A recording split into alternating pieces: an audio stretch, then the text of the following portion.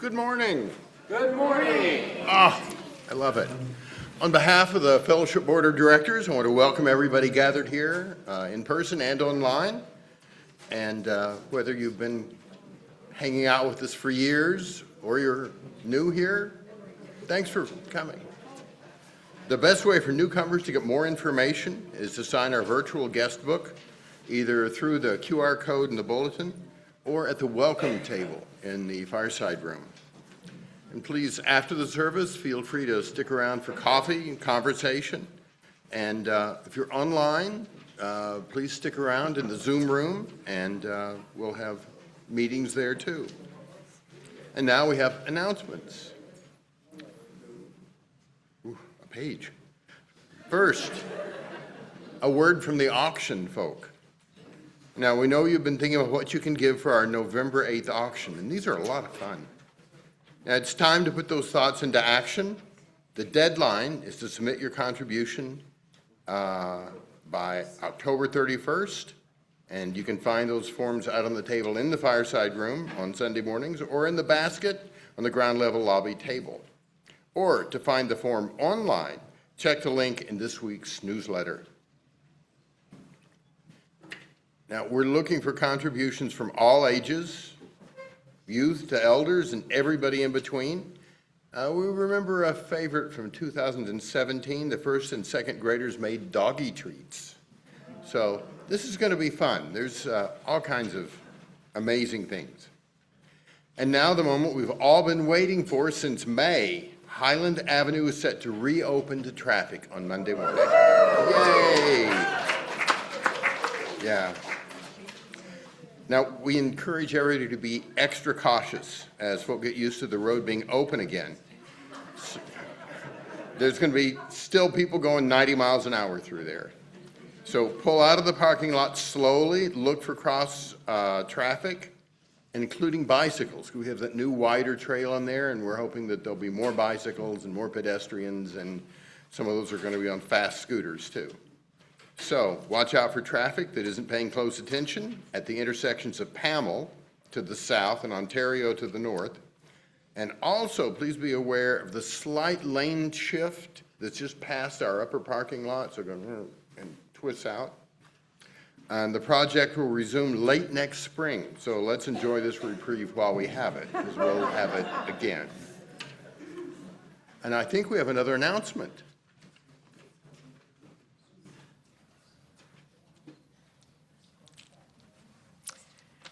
Hi, friends.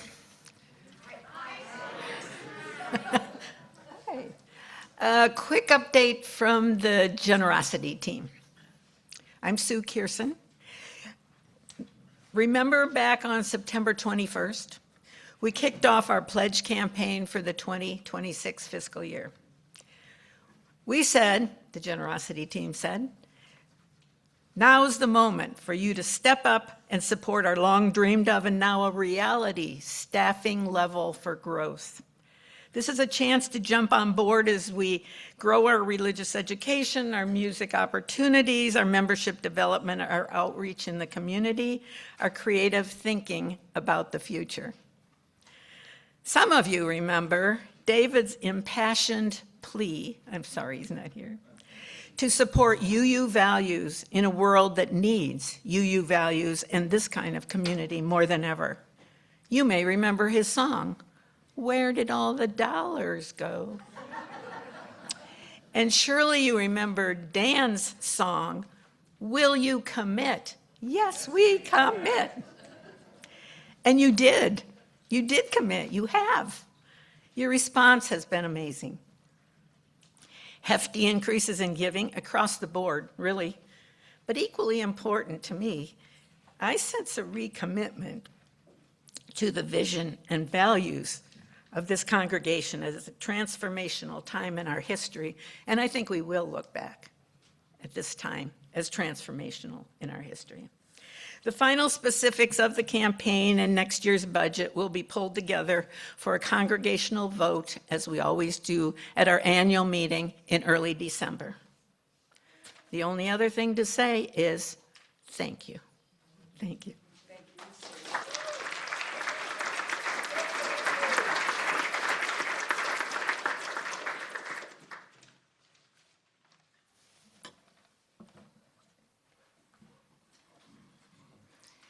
Speaking of gold,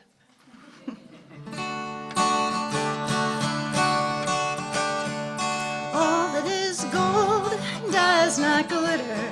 All who wander are not lost. The yoke that is strong does not wither. Deep roots are not touched by frost. From the ashes of fire shall be awoken. A light from these shadows shall spring. Those who bring peace shall walk lightly. Though the road be long, they will find rest. Often the silence speaks the loudest. The unclenched fist is still the best. From the ashes of fire shall be awoken. A light from these shadows shall spring.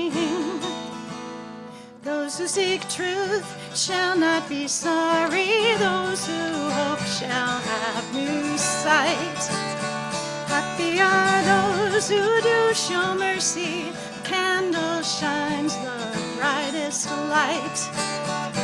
From the ashes of fire shall be awoken. Light from these shadows shall spring. All that is gold does not glitter. All who wander are not lost. The yoke that is strong does not wither. Deep roots are not touched by frost. All who wander are not lost. Deep roots, deep roots, deep roots are not touched by frost.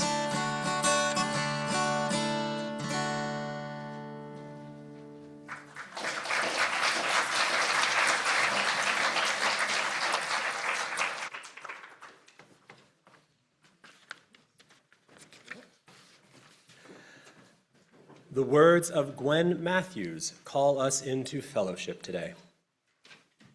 Whoever you are, wherever you are from, whomever you love, whatever it is you have done, you are welcome here. You are welcome to this time, this space, this moment that we carve out of often busy and chaotic weeks.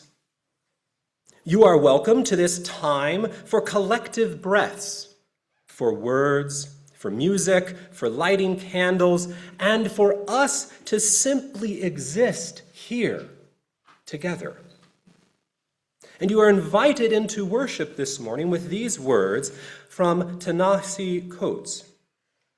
I believed, and still do, that our bodies are ourselves, that my soul is the voltage conducted through neurons and nerves, and that my spirit is my flesh. Our bodies are ourselves. My soul is the voltage conducted through neurons and nerves. My spirit is my flesh? Wow. Okay, yes. Yes to all of that. The essence, that is you. That spark of life is in your body, is of your body, and it is, and you are, divine. So in other words, you contain the holy within you right now. And now I invite you to take a breath as we enter into this time of worship in body, mind, and spirit. So come, let us gather in fellowship.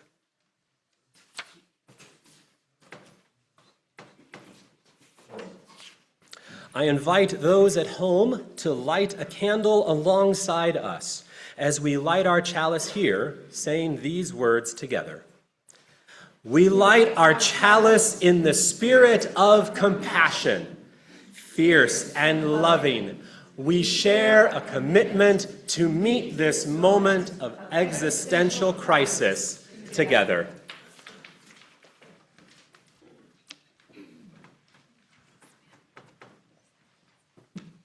All right, please rise and sing with me in body or spirit. Now let us sing.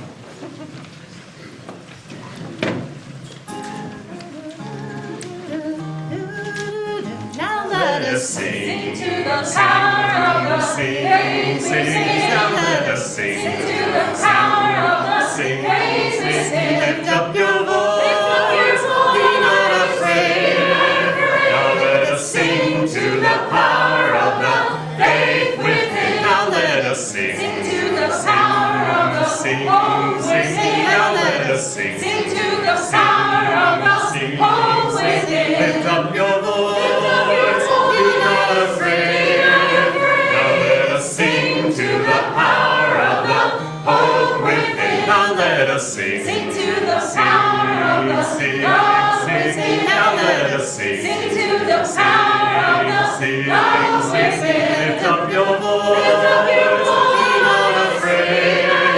Now let us sing to the power of the love within. Now let us sing. Sing to the power of the Sing, joy sing, within. now let us sing. Sing to the power of the Sing, joy sing, within. lift up your voice, Lift up your voice. be not afraid.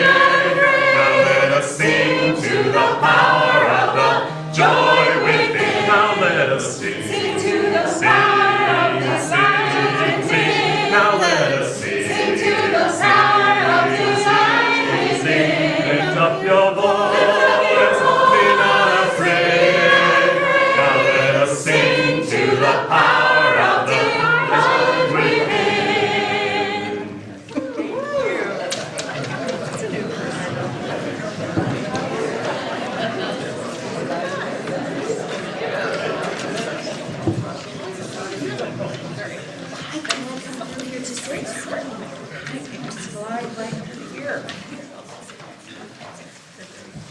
Oh, good morning, good morning. We have lots of young ones down here. Do we have other young ones who would like to come and sit? Or not so young ones, if you have pliable knees? All right, I'm just going to sit right down here, and I want to talk about books because I love books. Yay, books. What does it feel like to you when you go into a library or a bookstore? I just feel calm and wanting to read everything. I just feel calm and wanting to read everything. I want to go straight to where my favorite books are so I can be like, yes, more books, yes. I just want to go straight to where my favorite books are. So I can just go, more books, yes, more books. What do you feel like when you enter a library or a bookstore? Do you have a special feeling? Books. Books. Well, I remember when I was all your ages, when I would go to the public library in my hometown. And I can still feel that kind of special feeling about it. And there was also a smell about the library. You remember the smell of a library? Kind of musty old books, but also so comforting. I just found that there was magic inside there, and the magic had kind of a smell. And I remember Mrs. Finch, the librarian. Mrs. Finch. You remember your librarian's name? Say her name. Bertha Bartlett. Bertha Bartlett. I said her. There were also male librarians, but a lot of female librarians. Do you know your librarian's name at your... Ben? Haha, yes. Not that. Not that Ben.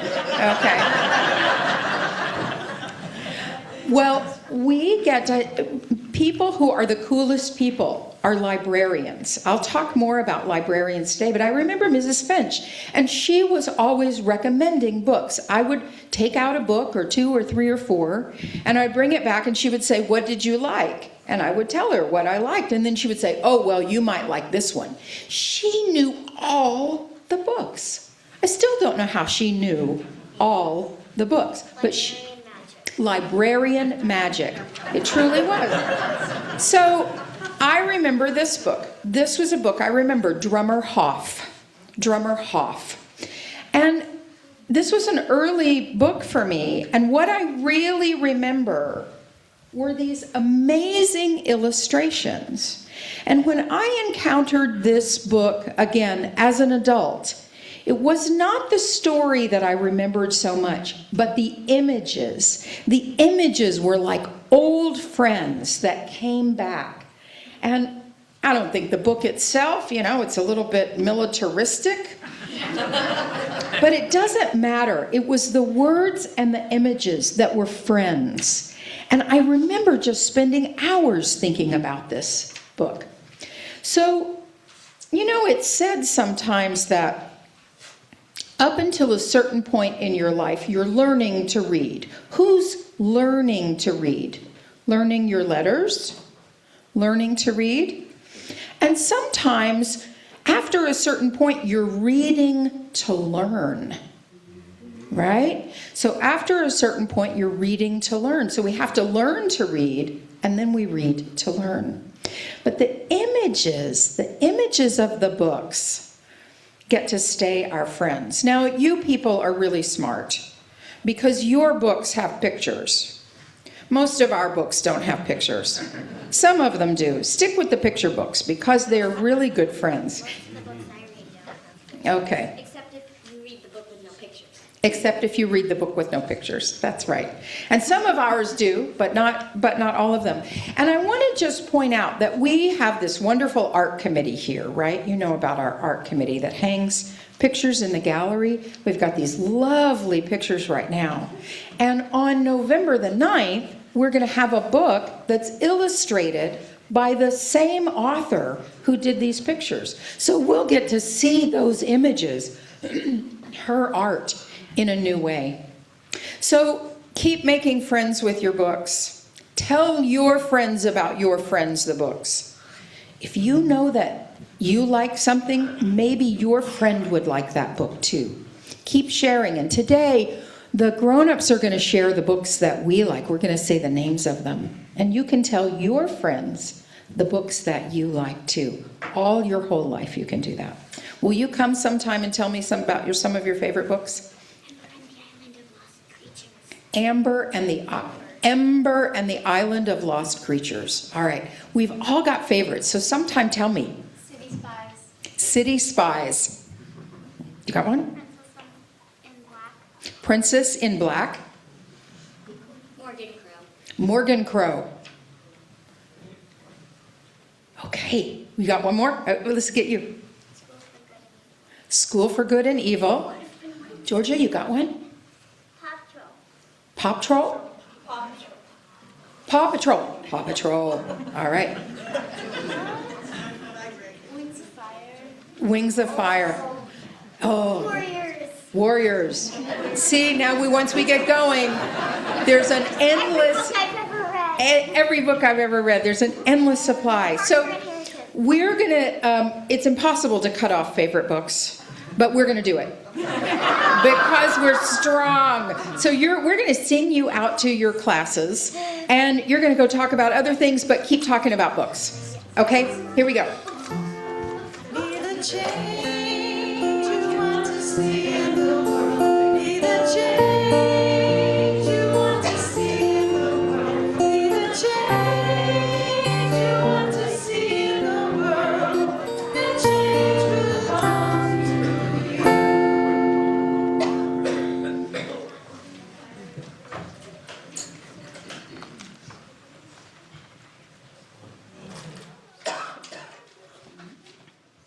Oh, it's so good to be together, to feel our collective strength here, to know that what we join together, we make a by joining together, we make a difference in our community.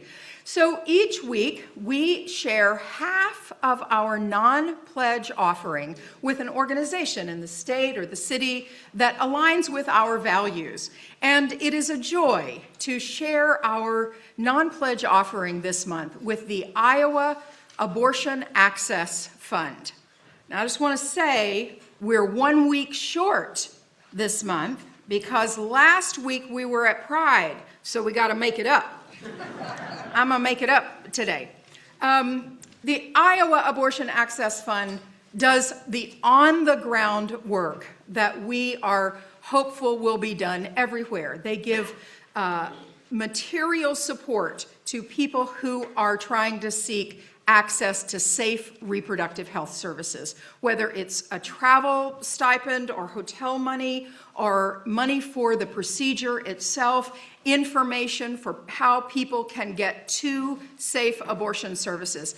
I'm telling you, if I had $1 million, well, half of it might go to the fellowship, but the other half would go to the Iowa Abortion Access Fund. I think they're amazing, and so we gratefully accept that offering. The other half, of course, stays here in the fellowship to help us do work and help us be the community that connects us all together. We now gratefully give and receive the offering.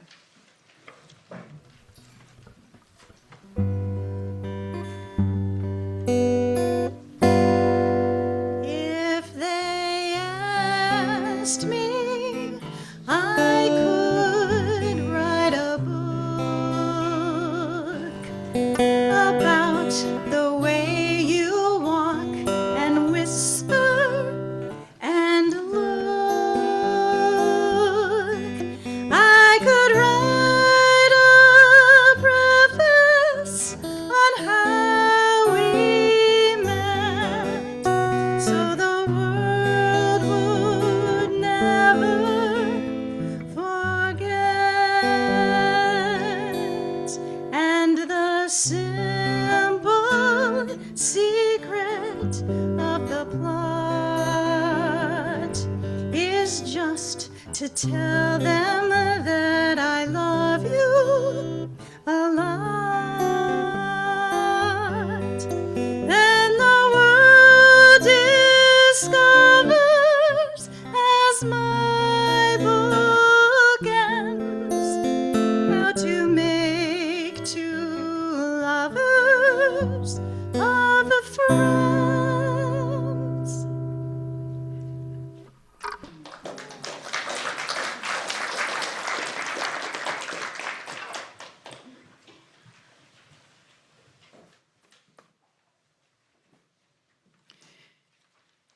Oh, these days. Oh, these days.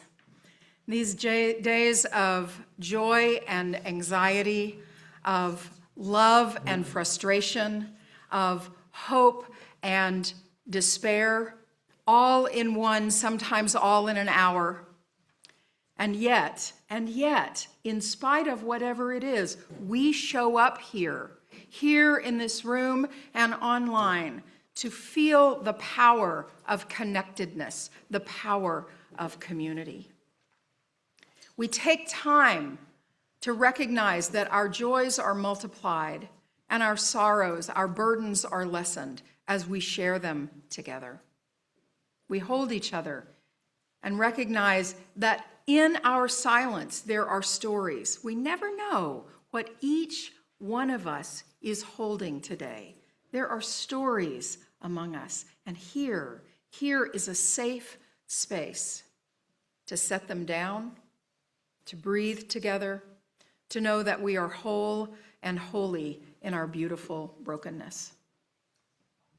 We didn't have any specific joys and sorrows to share today, but as we always do, let's take a moment of quiet here together, and into our quietness, lift up the names of individuals or groups of people that we're thinking about so that we can hold them in our shared collective silence. The people of Gaza.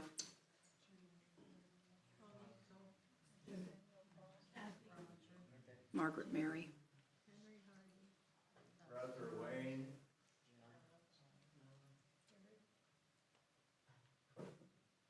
immigrants, and all who are in the face of danger.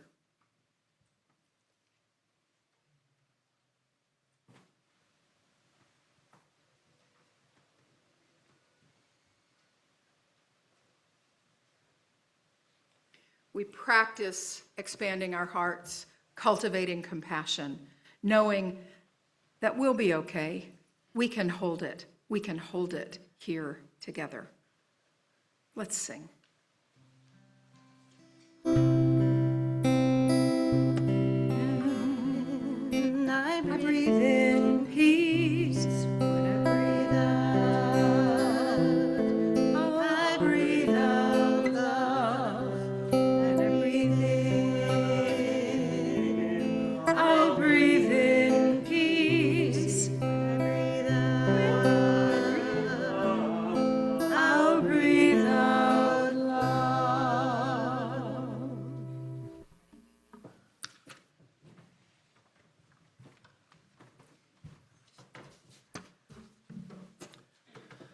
Cole Arthur Riley wrote the following in This Here Flesh, Spirituality, Liberation, and the Stories That Make Us. How will we make space to hold the memory of the collective? There are times when belonging is not cemented in the lived moment of an experience, but in the lively or somber retelling of the moment afterward. Which means if we can transfer belonging to the next generation by welcoming them into memories that they or we have not lived, but choose to steward. In many spaces, to foster collective memory well, we must habitually ask ourselves, whose story gets told? Whose story is believed? And who gets to tell it?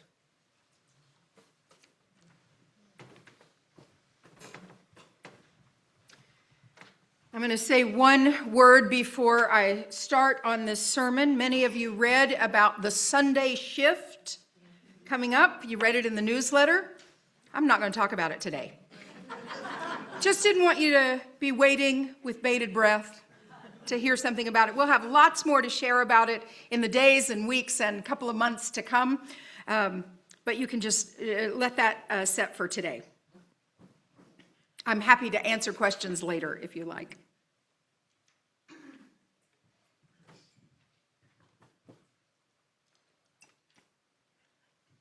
In Lawrence and Nancy Goldstone's book, Out of the Flames, a breathless romp through 16th century Europe, they recount the explosion of the first information age in the West.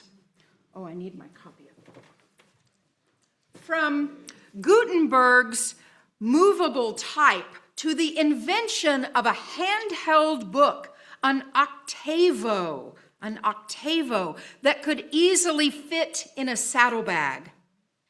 They wrote, "History is an ocean that books help us navigate. It is the permanence of the printed word that has allowed ideas to travel from place to place, from age to age. The power of unleashed expression is not new to the electronic age." So why did the Protestant Reformation happen close on the heels of widespread printing?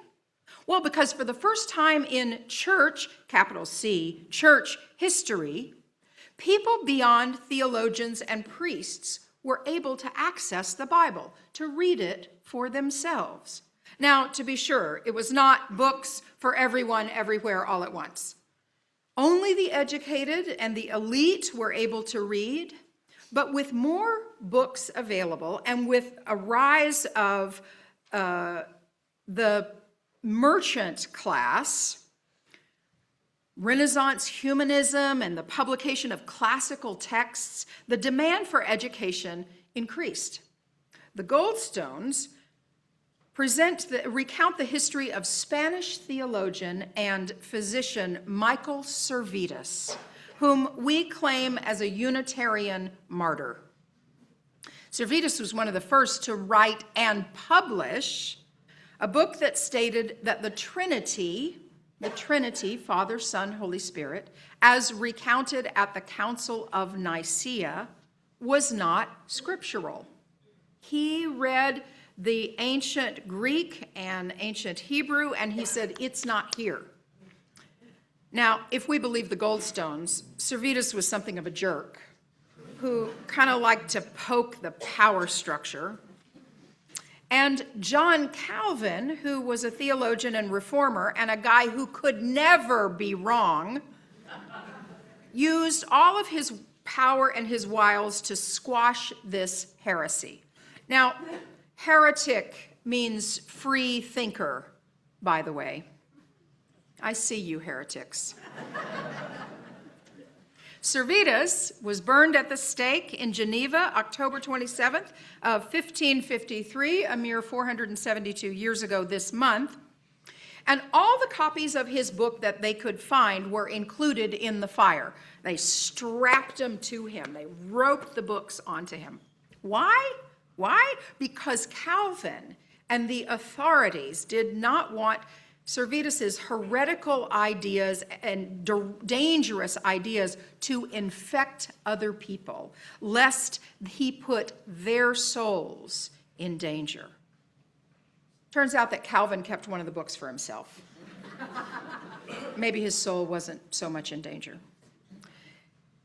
Guess he was not at risk. So the book recounts, this book recounts how a few copies were later found and their journey through private and public libraries in Europe. 3 remaining copies of Servetus's book, Christianissimi Restitutio, the Reformation, the restitution of Christianity, remain in the National Library in Austria, in Vienna, in the Bibliothèque Nationale in Paris, and at the Library of the University of Edinburgh. So why did first the Inquisition and then Calvin care so much? It wasn't as though Servetus was going to be a bestseller. I mean, he was a lousy candidate for a PR tour. But in that turbulent era of reforming the capital C church, in the era of reforming the church, it was a protest. You get it? Protestant Reformation. Oh, that was a revelation for me too when I got it. Oh, it's a protest, right? Those in power of the Protestant Reformation, Calvin among them, fought dirty for control of the narrative. We are reforming this way and not your way, and your way is dangerous and it's got to be stopped. That's how powerful books are. Now, you know this. You know how powerful books are because they change our lives. They change our thinking. They cause us to see the world and behave in new ways. We asked you to think about books that transformed your life, and some of you have brought some today. To think about books that have been most impactful to you. And I say, if you brought your books, don't forget to take them home. We're going to try something. Ben is going to bring the microphone out to you, and we'd love for you to share the name and author of a book that has been transformative to you. Just the title and the author. And after the service, you can chat each other up about the books that you love. Online folks, if you'll share a book title and author in the chat, we're going to try to share those here in the room. And we've just got a few minutes for this, so I see some hands up, and I'll call you back when we're together. Deb, and I saw Stephanie and Carol. Come on. All right, I'll start. So we have Storytelling with Data by Cole Nussbaum. Quiet by Susan Cain. Okay, I'll come to the middle.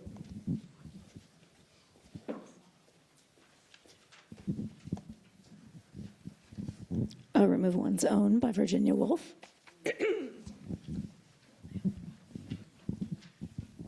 Being Mortal by Atul Gawande. Two of mine are ones you've given me. One is Awe, and the other is the pocket version of the Constitution. A New Earth by Eckhart Tolle. The 1619 Project, created by Nicole Hannah-Jones. The Handmaid's Tale, Margaret Atwood. Winnie the Pooh by A.A. Milne. Right there, Carol is right by you. Oh, sorry. I'm trying to get you, Carol. Peace is Every Step by Thich Nhat Hanh. Structure of Scientific Revolutions by Thomas Kuhn. Finding Your Vocation by Parker Palmer. Oh, yes. Frog and Toad Books by Arnold Lobel. The Road Less Traveled by Scott Peck, I think. Yeah. Things Fall Apart, Chinua Achebe. Rules for Radicals by Saul Alinsky. The Power of Myth by Joseph Campbell.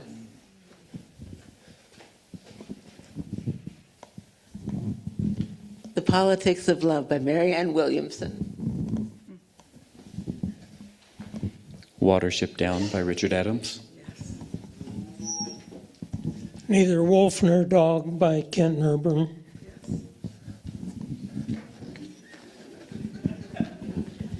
The Zen of Oz by Joey Green.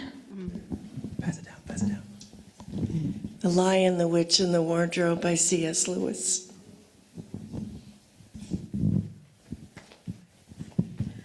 Sirius Blooms at Night by Shani Mutu. Devotions, Mary Oliver. The Joy Luck Club by Amy Tan. Oh, yeah. A Spectre Haunting by China Mayville. The Body Is Not an Apology by Sonia Renee Taylor. Oh, yes. Lord of the Rings by Tolkien. The Life of Henrietta Lacks. Oh, yes. One up here. A few more. Driftless by David Rhodes. It's Okay That You're Not Okay by Morgan Devine.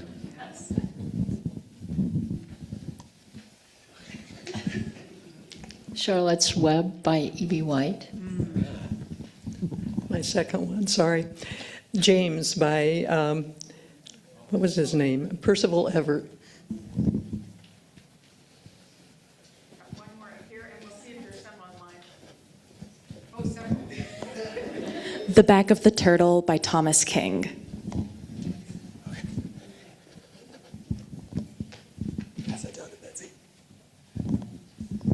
The Girl Who Drank the Moon by Kelly Barnhill.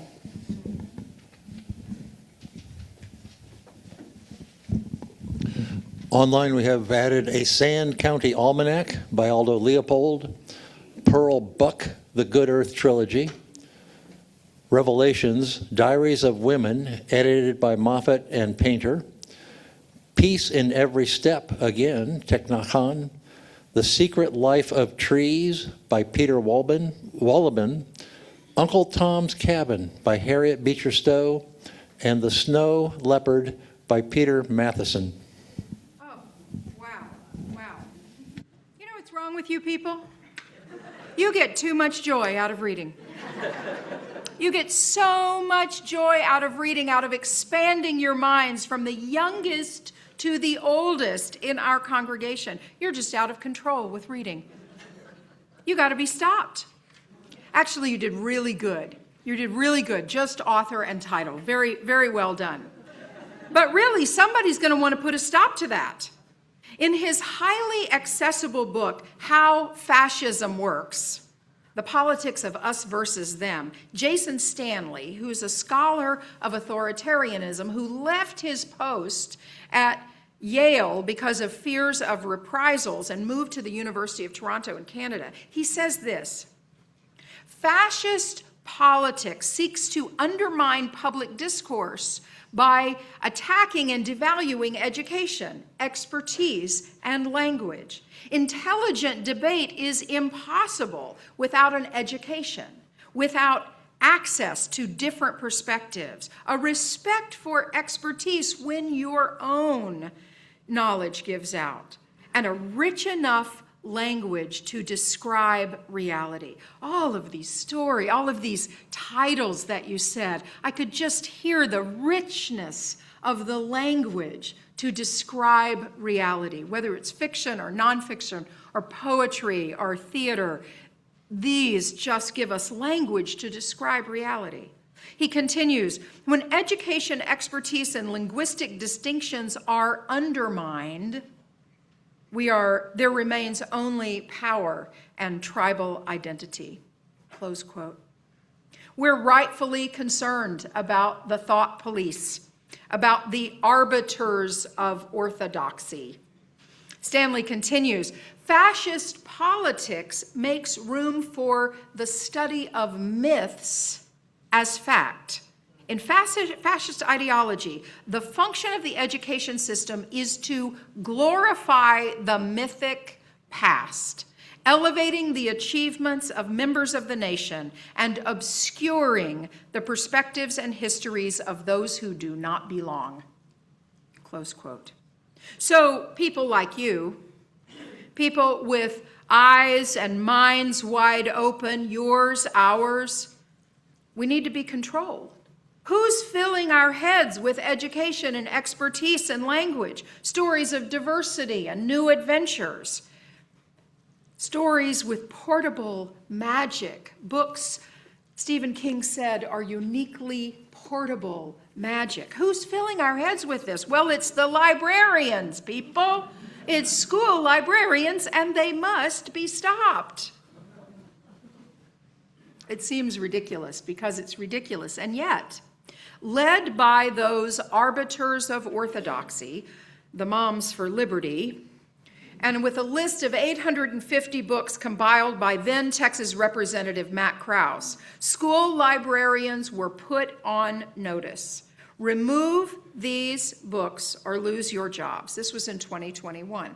That list grew to 4,200 unique titles by school year 23-24. This is the poster of a new documentary. Librarians were accused of being pornographers and pedophiles because their collections included books that spoke from an LGBTQIA perspective. They were accused of emotional terrorism because they offered books by writers of color that might make white children feel bad. This new documentary, The Librarians, challenges us to see the trauma that these public servants continue to go through, as they try to protect the civil rights of our children to read and explore new worlds. After a constable in one town wanted to have a list of the names of people who checked out certain books, children wanted the names of children who checked out certain books. That just gives me the willies. One librarian said, they're coming after the kids who come into the library to find safe space. Writer Angie Thomas, author of young adult novels The Hate You Give and On the Come Up, among others, said this: book bans are disheartening for many reasons, but the most heartbreaking for me is the message that it sends to young people who see themselves in these stories. Young people whose realities should make us uncomfortable enough to spark change, not silence the voices that speak to them. And yet, as disheartening as it is, I will continue to write books that serve as mirrors and sliding doors and windows, even when the mirrors reflect uncomfortable truths. Close quote. And of course, we have our own book bans in Iowa, led by Moms for Liberty, many of whose children don't even go to public schools. The Des Moines Register series, Iowa's Book Ban Battle Project, does a really good job of laying out the timeline, the legal challenges, and the successes, and the work still ahead. We have wonderful librarians in Ames, the public library, and in our schools, both our public schools here and at the university, and not coincidentally, right here in this fellowship. We have a lovely library, the Dustin Berger Library, that the Bergers made possible for us, that is curated by an excellent team. It's a great collection, and on the fourth Sunday of each month, they do book talk. So you can show up after service and just talk about the books that you're reading. It's wonderful. It's just a wonderful way that we value books here in the congregation. By the way, this documentary, The Librarians, is out now. I saw it in Des Moines last week, and it will be in not too long a time. It'll be on PBS, I believe, and BBC America. If you stream those, you'll probably be able to get access to it. Lee, you mentioned the 1619 project. You know, journalist Anderson Cooper recently said there are many forms of patriotism, and telling the truth is one of them. That's good, isn't it? Yeah. In her transformative work, the 1619 Project, Iowa native Nicole Hannah-Jones shifted the narrative of the African American experience in the United States. Out of meticulous research and reportage, she crafted a new creation story of our country, starting with the arrival of enslaved Africans on the shores of the so-called New World, and continuing into the economics and culture of the present day. If fascism must tell the story of the mythic and glorious past, the 1619 Project is a direct hit right into the center of that falsehood, of that mythology. No wonder it needed to be banned. In a Banned Books Week event from 2024, 2025 was just a couple of weeks ago, I think, was Banned Books Week. This was 2024. Ms. Jones, along with attorney and activist Brian Stevenson, are in a conversation with Chris Jackson of One World, which is an imprint of Random House. Here, Ms. Jones discusses the backlash to her work and narrative control. Being a tremendous backlash. And that backlash begins with a backlash against narrative. And then they use that backlash against narrative to change policies and to change laws and to justify the changing of policies and the changing of laws. So we really are in a narrative war. And the reason our books have been banned and our books have been challenged is they understand as well as we do that it's narrative more than anything else that drives policy. That it's not the data, it's not the facts, it's not humanity, it's not what the peer-reviewed research says is the best thing to do. It is narrative. It is how are we taught to think about these things? How are we taught to think of people as human or not, as deserving of punishment or not, as pathological or not?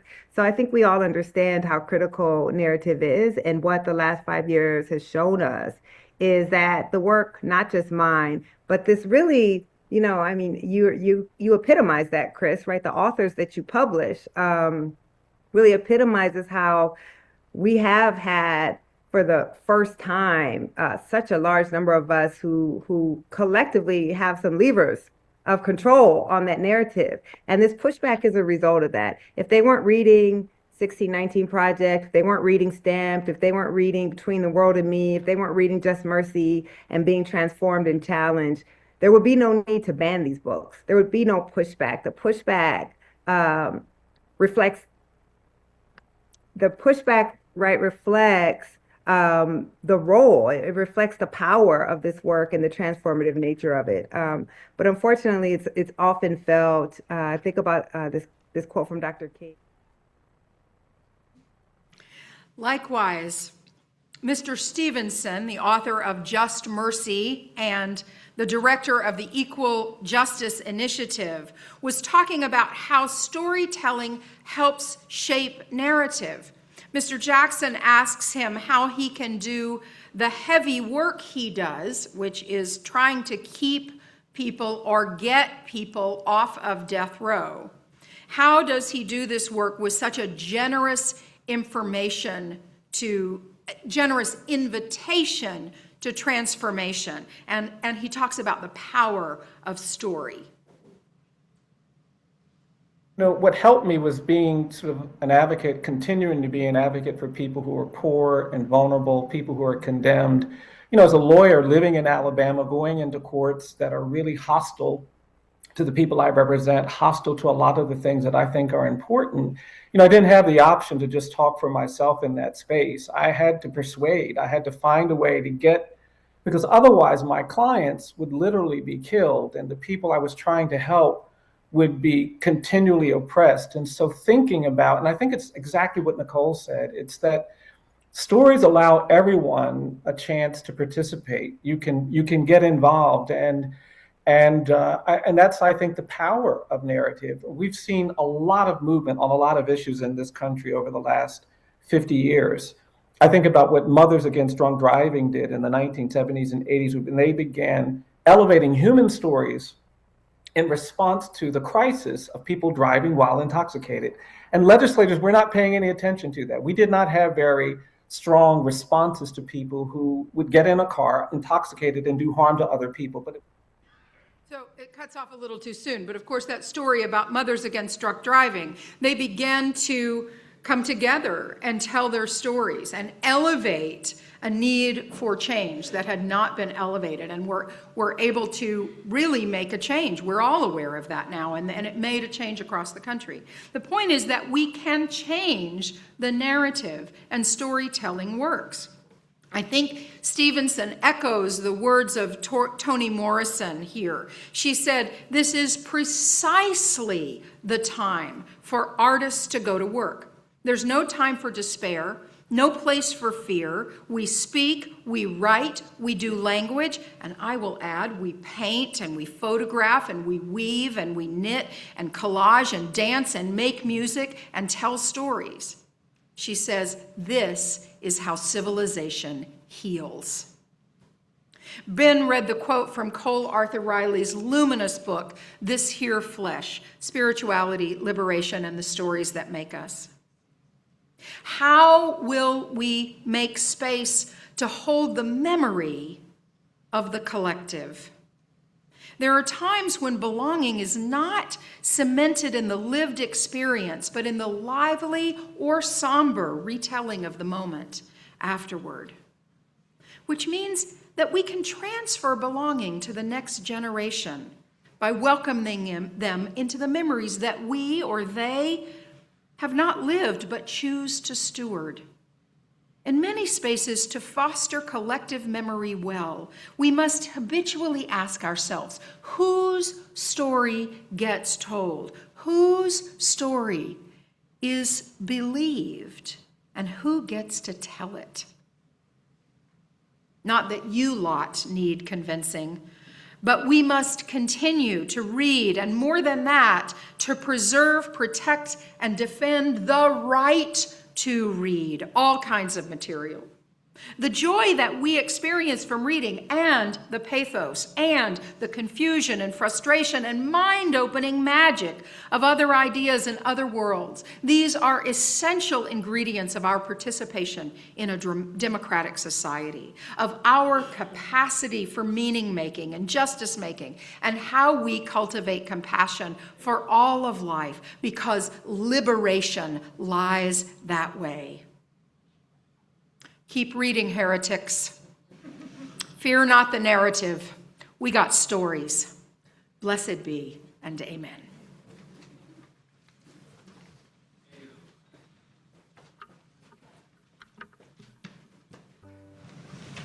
Please rise as you're willing and able and sing with me. We are a gentle, angry people. We are a gentle, angry people, and we are singing, singing for our lives. We are a gentle, angry people.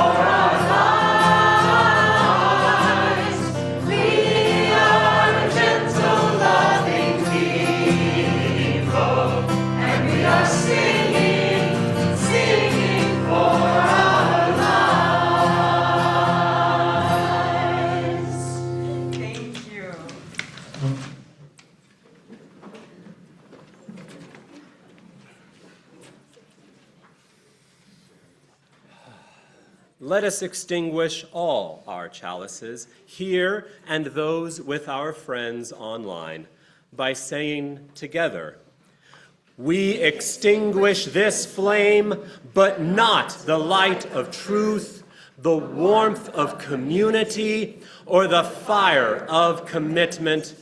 These we carry in our hearts until we are together again." As always, we end with gratitude for today. Thank you to our musician who did yeoman service today. Thank you, Deb Klein. Thank you, Madison Mayfield. Thank you to our tech team, Melissa and Donald and Stephanie in training. Nice job. We love having somebody new coming in for training. To Ben and Karen, our facilitators, to our greeters and ushers and treat bringers and coffee team cleanup and serving, to online folks, and to all of you who needed to be together this morning. Thank you for coming here.